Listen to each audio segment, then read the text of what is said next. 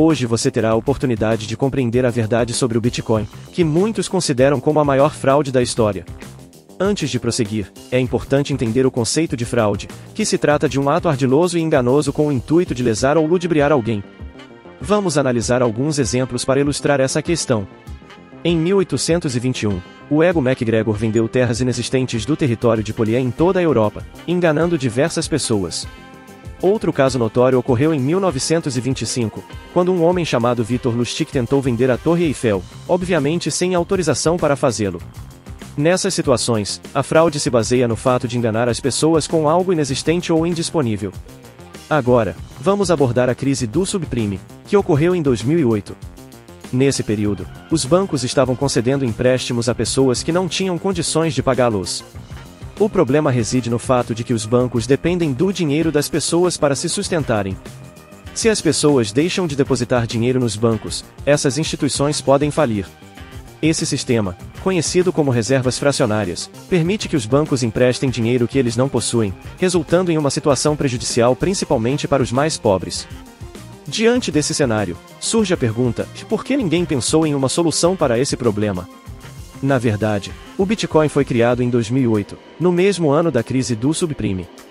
Mas, anos antes, um indivíduo tentou criar algo semelhante ao Bitcoin, conhecido como BitGold. Essas tentativas pioneiras buscavam estabelecer uma moeda descentralizada, com autonomia e segurança. O pseudônimo Satoshi Nakamoto, usado pela pessoa ou pessoas por trás do desenvolvimento do Bitcoin, é uma incógnita. É importante ressaltar que esse nome é equivalente a um nome comum, como Francisco José, no Brasil, portanto, qualquer pessoa pode ser Satoshi Nakamoto. O Bitcoin é um sistema de dinheiro eletrônico entre pares, conforme explicado por Satoshi. Ele oferece uma moeda descentralizada, independente de bancos e governos. Isso significa que você não precisa mais lidar com taxas, juros e impostos relacionados a essas instituições. A criptografia desempenha um papel fundamental no Bitcoin, garantindo a segurança e privacidade das transações. Todas as informações são registradas em uma cadeia de blocos, na qual cada novo bloco é criptografado com base nos blocos anteriores. Dessa forma, qualquer tentativa de alteração ou fraude afetaria toda a cadeia, tornando-se inviável. No entanto, surge a questão de como definir qual transação é válida e qual não possui fundos suficientes. Para solucionar esse problema, utilizasse a tecnologia da blockchain. Em casos de mensagens enviadas em ordem diferente ou em noites diferentes, é necessário que a primeira mensagem seja validada e a segunda seja rejeitada, evitando assim inconsistências. Diante do exposto, é evidente que o Bitcoin oferece uma alternativa ao sistema tradicional, promovendo transações seguras e descentralizadas.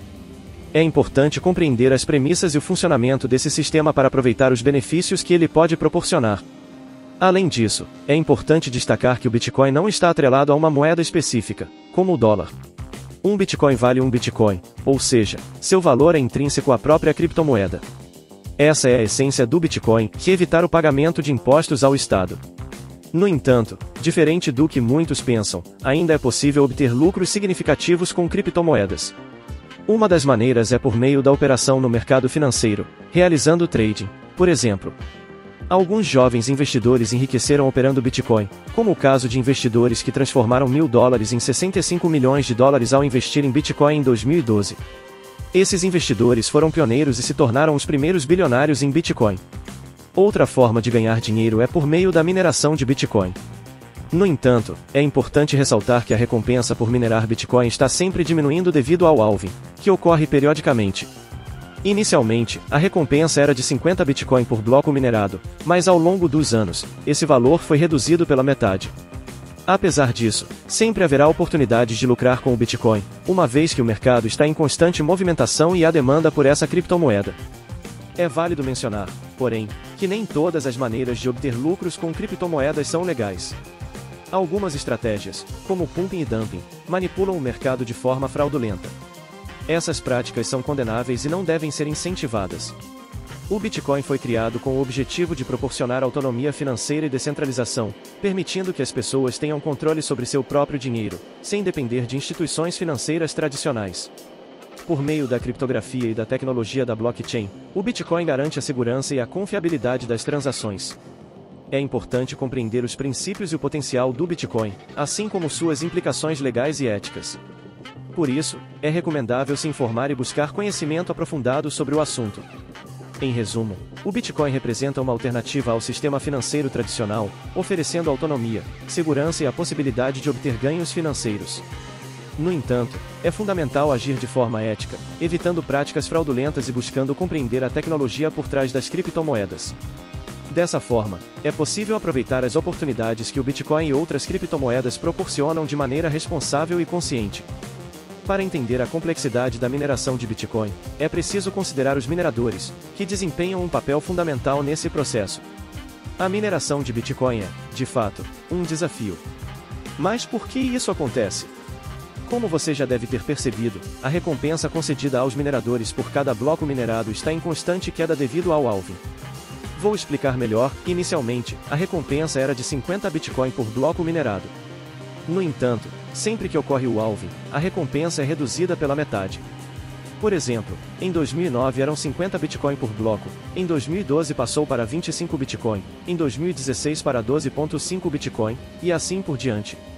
Essa redução na recompensa é chamada de halving. Você poderia pensar que, com o tempo, a mineração de Bitcoin chegaria ao fim. No entanto, devemos considerar que Satoshi Nakamoto, o criador do Bitcoin, provavelmente possui uma grande quantidade de Bitcoin, estimada em pelo menos 100 bilhões de reais. Dessa forma, ele se tornou uma das pessoas mais ricas do mundo, talvez até a mais rica. Mas é importante ressaltar que a identidade real de Satoshi Nakamoto permanece desconhecida. Ao mencionar criptografia, normalmente pensamos em códigos, senhas e mensagens organizadas de forma segura. No entanto, a criptografia do Bitcoin é diferente. Ela é chamada de arresto dos 56A devido aos seus 256 bits ou 32 bytes. Apesar dos zeros mencionados, o valor pode ser o dobro, o triplo ou até mesmo menor do que o mencionado. É importante compreender que as fortunas dos homens mais ricos do mundo flutuam em torno de 200 bilhões de dólares, o que seria aproximadamente 1 trilhão de reais. Porém, isso não significa que eles possuam esse valor em dinheiro. Existe uma grande diferença entre o valor de mercado de suas empresas e o dinheiro em suas contas bancárias. É como se você tivesse um patrimônio de 1 milhão de reais, mas não vendesse seus órgãos para ter acesso a esse dinheiro, pois isso resultaria em sua morte. O mesmo princípio se aplica aos grandes investidores. Quem será a pessoa mais rica que conquistou sua fortuna por meio de criptomoedas? Em janeiro de 2008, com apenas 25 anos de idade, um jovem chamado Sam Bankman, também conhecido como SBF, saiu de Wall Street e identificou uma oportunidade incrível no mercado financeiro. Ele percebeu que havia diferenças de preço do Bitcoin entre os Estados Unidos e o Japão, e isso permitia a prática de arbitragem. Para ilustrar o funcionamento da arbitragem, vamos supor que você compre um iPhone 13 por R$10 mil e o venda para outra pessoa por R$11 mil. Agora que você entende como a arbitragem funciona, vamos entender como a SBF aplicou essa estratégia após descobrir essas oportunidades incríveis.